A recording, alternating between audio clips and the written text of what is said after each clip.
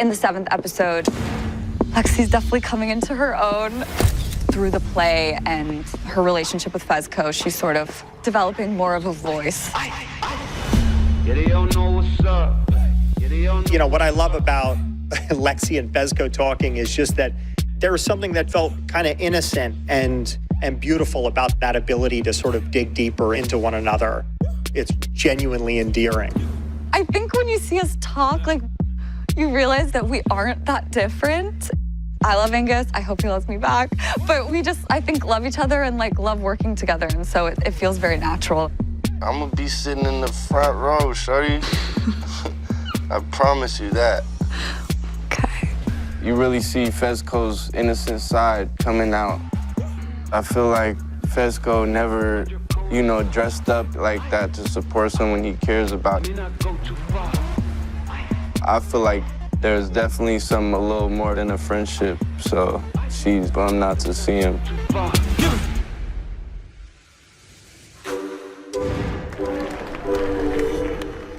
Lexi, as a character, is someone who's often felt outside of the world. She's trying to figure out how to kind of emotionally make sense of the fact that she's never in the middle of something. She's always sort of witnessing something. And so she does that through putting on this play, which may or may not ruffle some feathers. The whole season, she's like, is Cassie gonna think this is cruel? Like, I don't mean it to be, but I think Lexi kind of does. Like, maybe in her head, she's kind of like, you know what, like, Cassie kind of deserves it. I need you to pull it way back. You're too broad. It's not funny. God, are you crying? When I was in high school, I was a producer of our like senior sketch show, and I was awful, like a tyrant. We were talking about that and how that could be funny for Lexi. Like, she doesn't care about making people angry. Like, she's got to do what she's got to do. Mick, you're a blind 3-year-old could do a better job than you.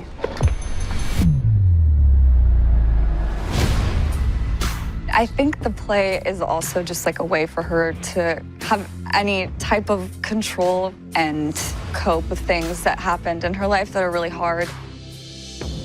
Deconstruction of memory or like an event is an important element, I think, of this year's show and style. How you show a memory, the fact that it's a play on stage, we can get away with exaggerated, stylized moments.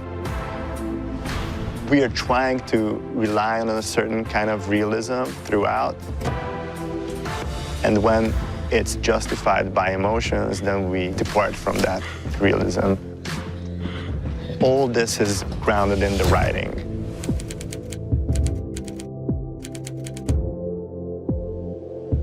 With the feelings and emotions that it conjures up for the characters themselves.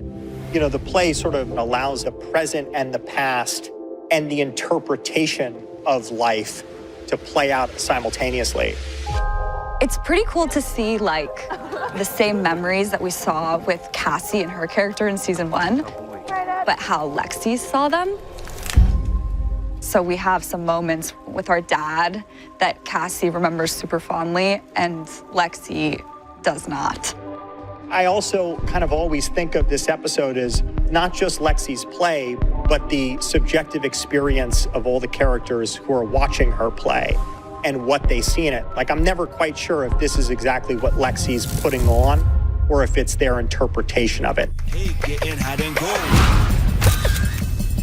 Seeing my doppelganger was just wild. Like, doing season 1 looks. Like, her pony. I love her. She's so cute. The play was incredible. I have to say, like, watching it and giving my reactions have been very genuine. It was very funny. I played it as if Cassie didn't quite know what was going on during the play, and then when she realizes Nate's getting more and more aggressively upset, she starts to put 2 and 2 together. She's like, oh shit, this is us.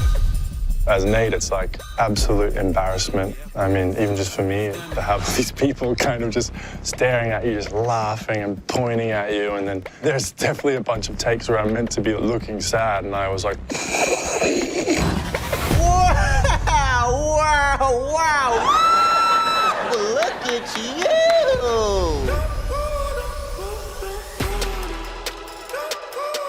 was a lot of fun, like playing different characters that have already been on the show and having my big version of them.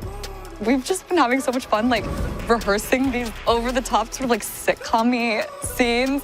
Ugh, I look disgusting. It's kind of crazy to have an audience reacting to what you're doing because we rarely get that. We just felt like we were in a sitcom. Just make sure you're clicking that thing 100 fucking times. Oh, beautiful. Hey, cut it.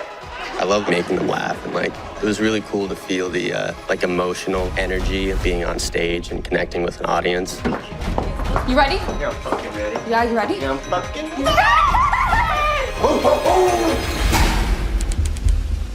Come on, let's put some iron, boys.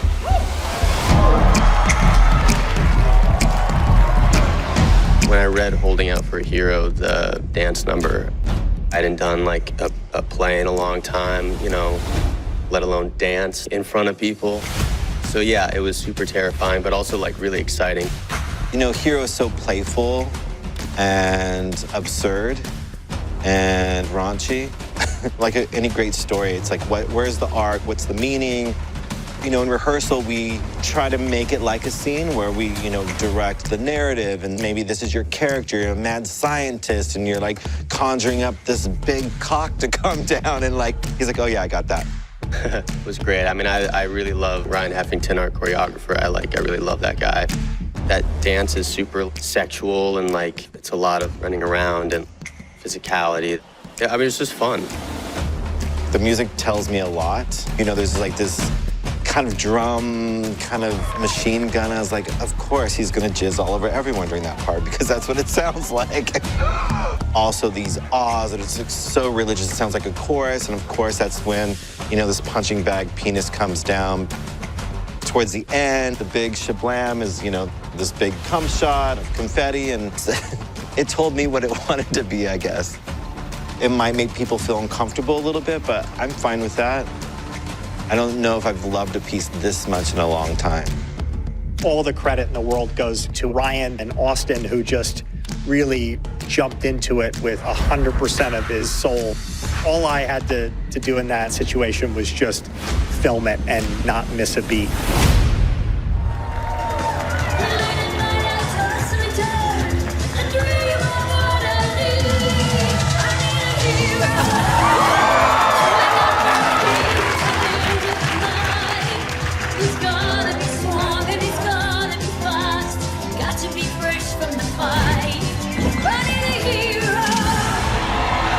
She's brilliant.